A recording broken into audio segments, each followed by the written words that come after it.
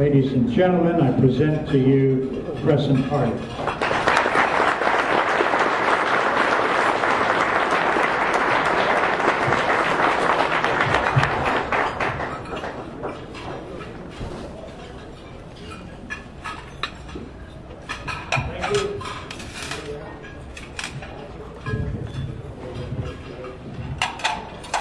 Thank you, and I appreciate the opportunity to be here. I appreciate a group like this, conservative individuals who, like mine, strive to accomplish those things that will help get business on the move.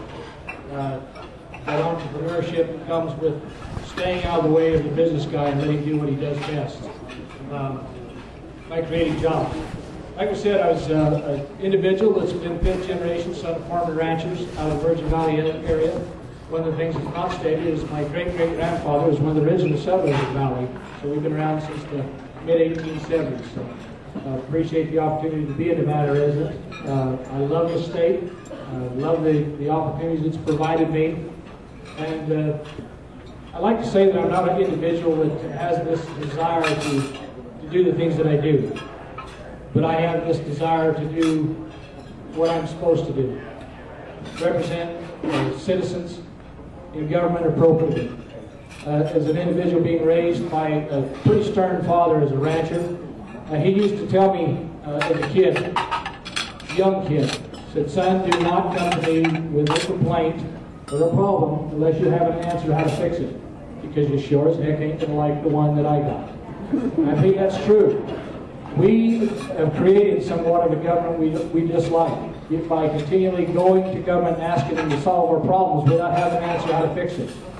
Another issue he used to bring up to me was, son, if you want the horse or the wagon to go where you want it to go, you got to have control of the reins. You can't be sitting on the back of the buggy or on the back of the saddle. You got to take charge. And so that's one of the reasons that I'm running for Congress in Congressional District Number 4. I want to be part of the solution, not part of the problem. That's the reason I've got involved over the years. I always believe that I've got better things to do, but when it comes to taking care of your family, the responsibility, it extends out into government. And I believe that I have 4 wonderful children, and recently 2 new grandchildren. This is what I do things for, is my family. And I believe that by doing things for your family, that you help bless the lives of others along with it. Now, one of the things that I do want to say quickly is, you know, I want to thank my opponent for his willingness to serve the citizens of Nevada. Mr. Ennis, put yourselves out there in a lot of difficult times. You know, it's not an easy thing to do. I appreciate his willingness to serve, and I think he will continue to have success as a leader in Nevada through his conservative ideas.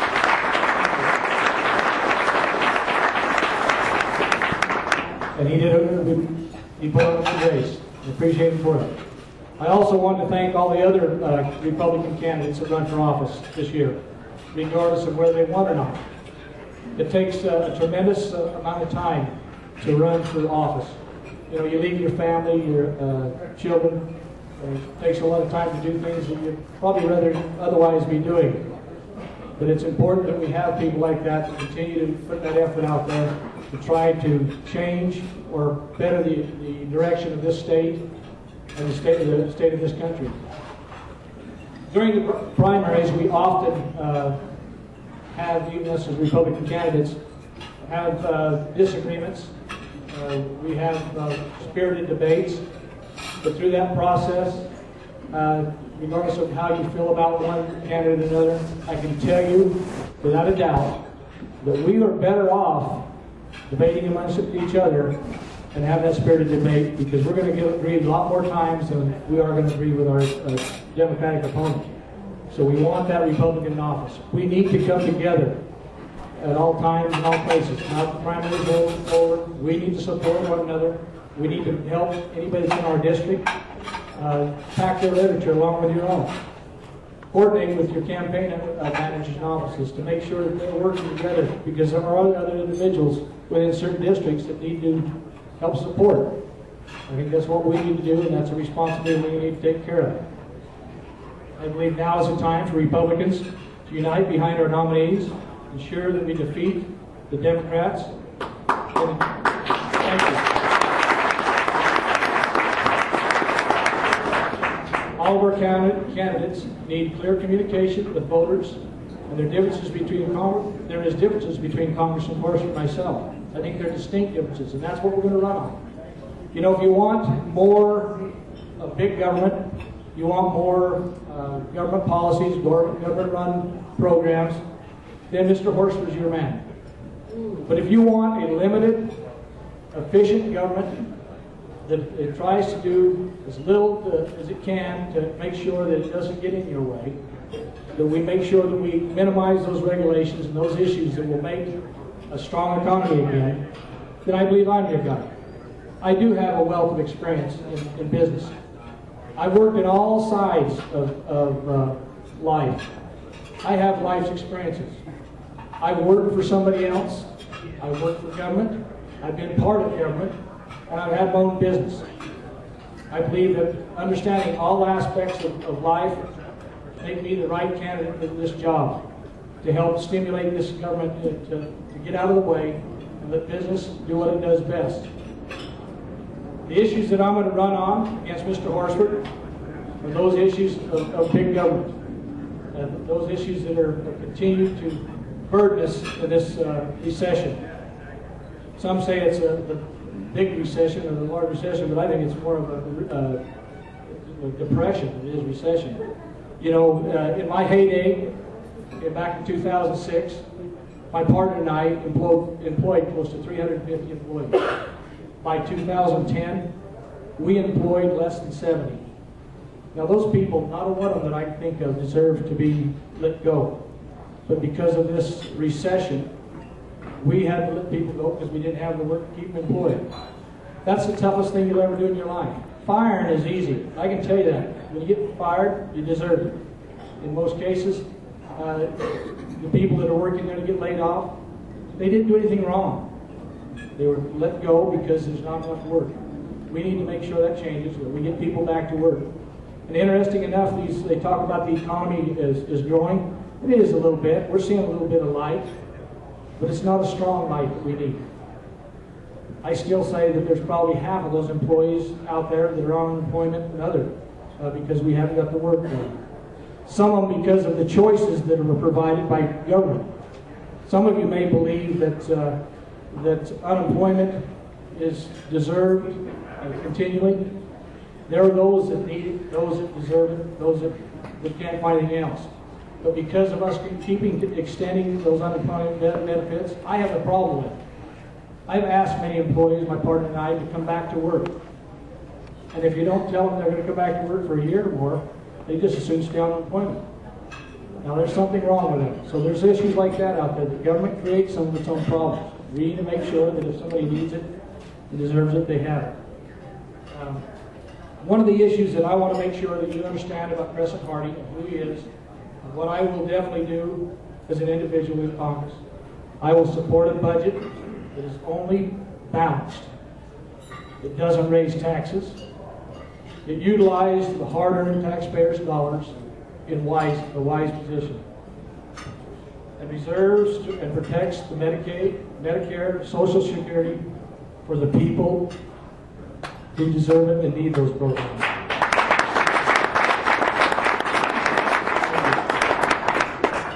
Some of the other issues that I believe are important in the budget, to make sure that we reduce the spending, that we make sure we live within that balanced budget, that if we have the opportunity, that we make a budget that is balanced and also leaves enough in reserve to help lower our national debt. That's one of the reasons that I think it's important for me to run and be a little bit hard-nosed about issues. I already know what debt causes. You know, we weren't planning on this recession. We, as a matter of fact, had contracts to make sure that we were well covered for our debt. But when life's little challenges change, so does sometimes your books. So as many of you have heard, yes, our company did go through a Chapter 11 bankruptcy, which is a reorganization. But through this reorganization, we kept people employed, Everybody will get paid back 100% plus their interest in this process. We could have walked away with the Chapter 7 bankruptcy, left our debt, left people getting paid maybe 30 cents on the dollar.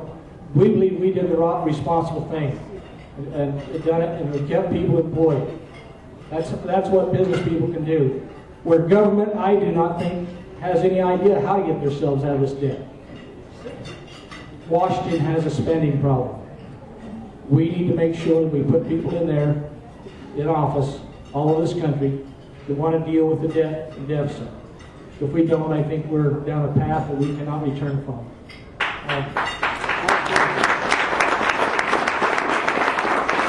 promised in the beginning, if you come to listen to somebody that wants to pontificate and talk a lot, I'm not your guy. I'm a guy of action, so I'm here for questions, and that's where I'm at. I'll keep it short. Thank you.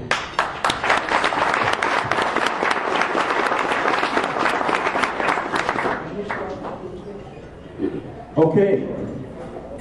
Everybody on your table, there's cards. So if you have a question, we'll ask it. All right. First question. You're still a member of the legislature, correct? That's correct. Okay. If you had a chance, if you were going back and you had a chance to vote on this deadly 2% business-killing margins tax, how would you have voted? I would have, without a doubt, voted against it. One of the worst taxes that could ever happen to this state, and if it passes, we are dead as an economy. We are struggling to grow right now. As a business person, I understand exactly what will happen. When you tax somebody on their gross, not on their net, you know, in the construction industry, if you get taxed on a $40 million a year gross receipts and your profits during the year are less than $2 million, guess what? You just lost all your profits that quick because there's no profit left. It's going to get handed down to the consumer, yes. But you cannot figure out every year whether you're going to be paying for materials and all the other issues that come out there. So this margin tax, in my opinion, is one of the worst taxes that could have ever been brought forth. And for us, the state legislators that were there, we would like to have this discussion during session. But because of the other side, which controlled both of the houses, it was never brought forth for any discussion to educate people about it. So. The Democrats have a hard time going against their union dollar signs that they get for taking care of their campaigns, is my belief, the reason this never came forward. Thank you, and that's one of the reasons why we got to get Becky Harris elected in the State Senate District 9. So we can, Republicans with Governor Sandoval can be in control of the State Senate. And maybe if the good things happen, maybe we can get control of this State Assembly. And don't say it can't be done, people. All right, the question, which when you're now elected to the Congress, President Hardy, and you're a congressman, how will you vote on immigration? The bullet points. Don't pull Barack Obama, okay? The bullet points on immigration. Well, the bullet points on immigration. Number one, first thing that has to happen is we have to enforce the laws that we already have on the books.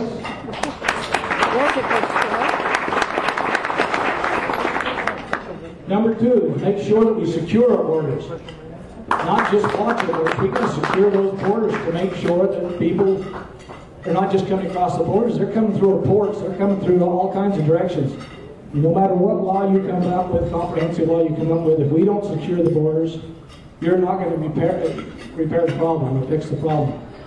And with the situation that's at hand right now on our borders, if I was the President of the United States, or if I was in Congress, I'd be pushing as hard as I could to get that President to go and meet with the President of Mexico and let him know that this has to stop.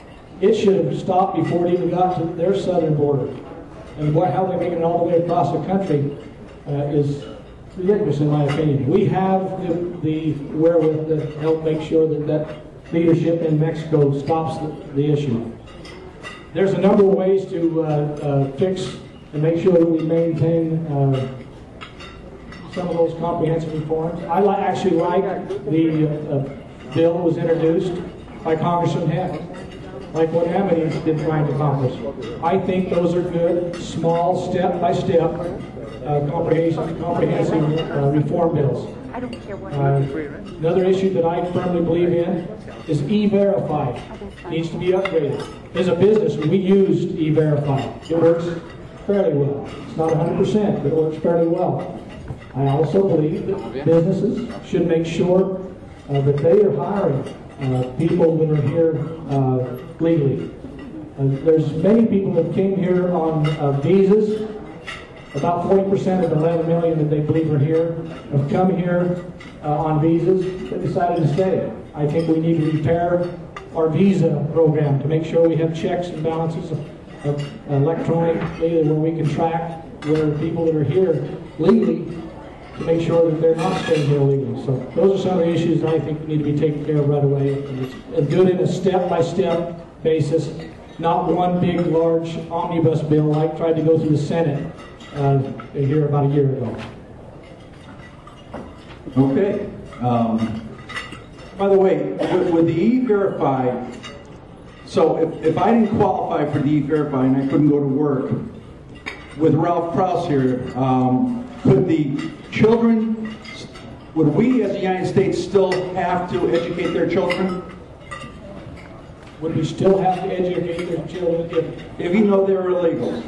If you're here undocumented and you can't get a job through E-Verify, I don't think there'd be any purpose for them to be here.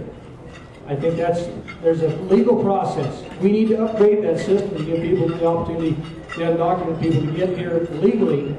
And I don't know how it would work with education. I don't think those parents would stay here if they couldn't take care of their families. That's what we're for. Okay. All right. Too often the media exploits the perceived fractioners within our own party. And to that end, are you willing to ask Niger Innis to help you in your campaign for a CD4 Congress? That question's already been asked.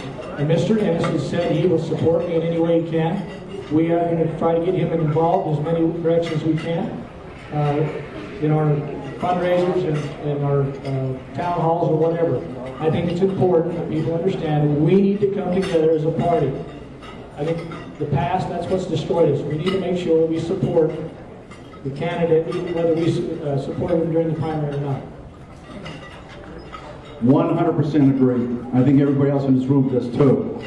Problem with the Republican Party, we have been fractured in the past. We need to come together 100% in the future. Thank you. If I can say this, at the end of the day, think about it. If you're upset with Crescent Hardy and he won the primary and you were a Mr. Ennis supporter, is it better that you support Crescent Hardy to get to Congress, or is it better to let the individual senator or Congressman Horstman get back to office? At least we have some common ideals. I don't think on the other side there's any common ideals.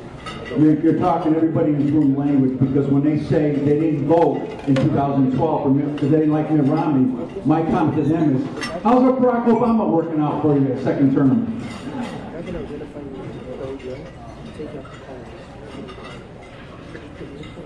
What do you think about gun control among citizens with mental issues?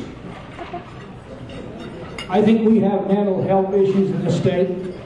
We need to make sure that we take care of those mental health issues. I do not believe in any sort of gun control.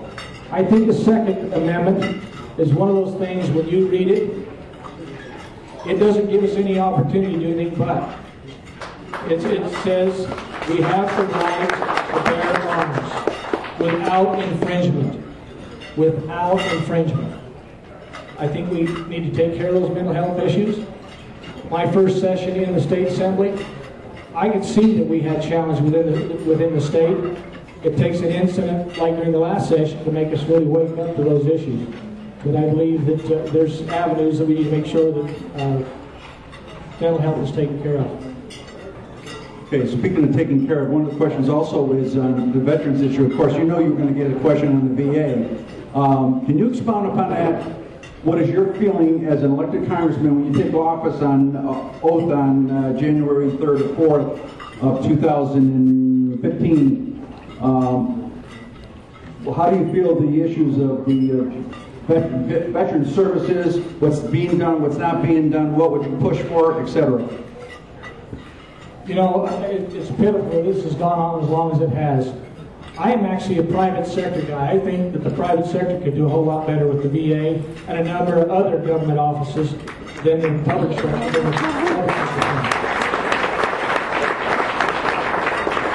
Just to give you an example, in our area, out in Mesquite, you know, the veterans out there, we have a lot of them.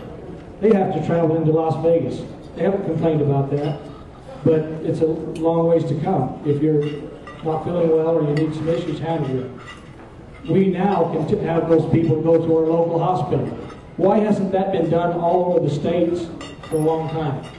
You know, we made veterans a promise that we would take care of them for their service, because they sure don't make a lot of money while they're in the service.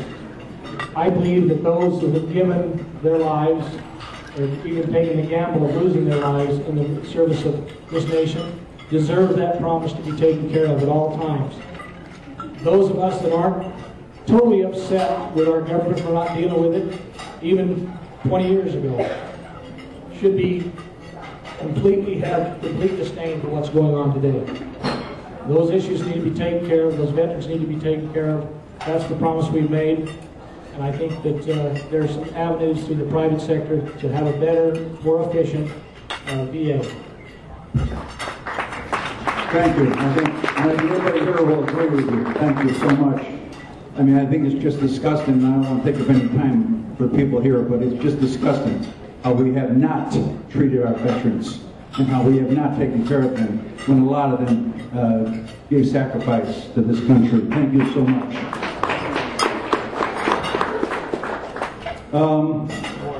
Final question is, as a congressman, can you just give a synopsis of what you envision and what is under the Constitution your primary job, duties, and responsibilities will be?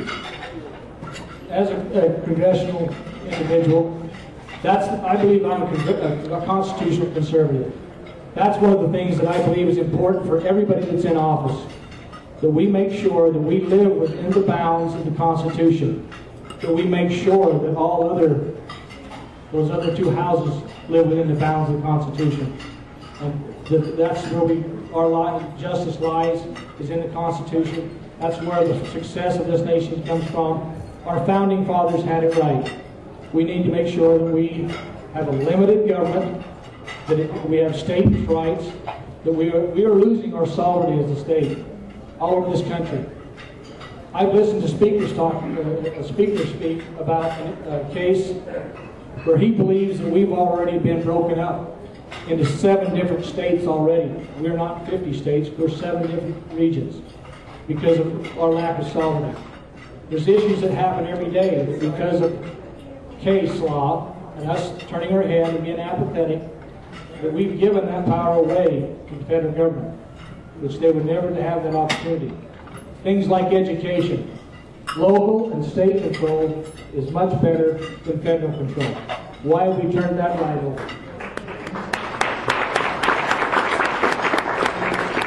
All right. Will you appear on the Ralston show to either debate Horsford, or of course if you can get him in Texas, if you can get him to come back with Nancy Pelosi from Texas, will you debate, what's his name, Horsford? I would love the opportunity to debate Mr. Horsford. Ralston is fine. I think there's other avenues and venues to do it, and I'm willing to do whatever it takes to win this race. I let my campaign folks tell me exactly what to do. Just to let you know that I've told them that I'm going to do whatever it takes, and I believe we can win this race. People have a tendency to think this race can't be won. I want you to know that in 2010, when you take the same precincts that make up this congressional district today, yes, and I'm no Governor Brian Sandoval, and I'm not a Brian Krlicki, but those two individuals won those precincts that make up this congressional district by 6 and 6.5 points respectively. I believe that I can do the same thing. This race can be won. with the registration that's going on, we're closing that gap. We need to make sure we continue to make sure we try to do our part, get people out to vote. We cannot have that apathetic attitude that can't be won. I wouldn't run this race if I didn't think it would win it. I have now won every race that I've ever run in, 9 for 9, and I plan on being 10 for 10. So let me support you.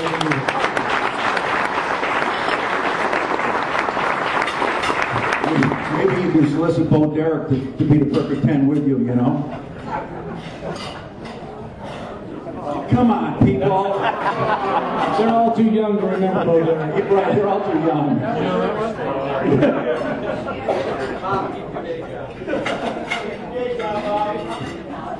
You know, I want to say one thing. You know, I'm not a slick-talking, backslapping politician.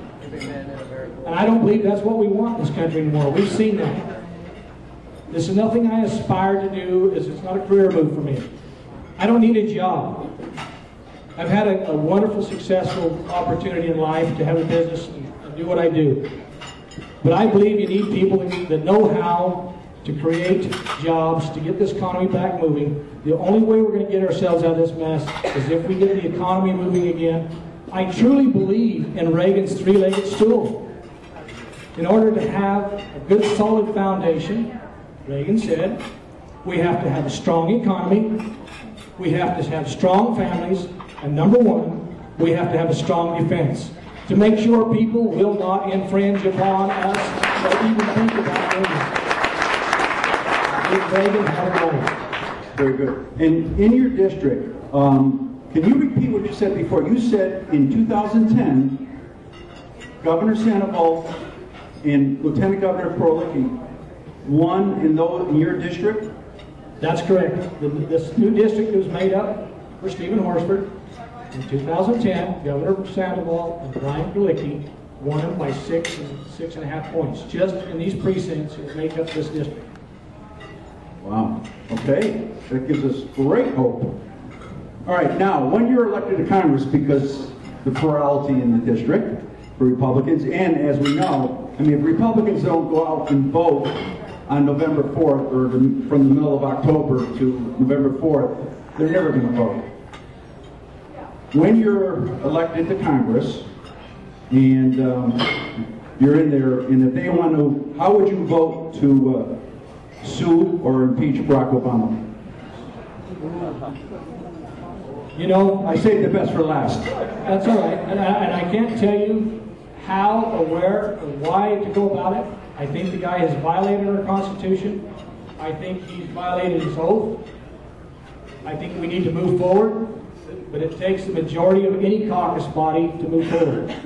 You know, as both my freshman and sophomore years, the 2 terms that I've been in the State Assembly, you know, I've been elected to leadership of some sort. When you go to the state legislature or Congress, that you have to make sure that you understand that because I'm in leadership or I'm an individual, that we still believe in the majority rule.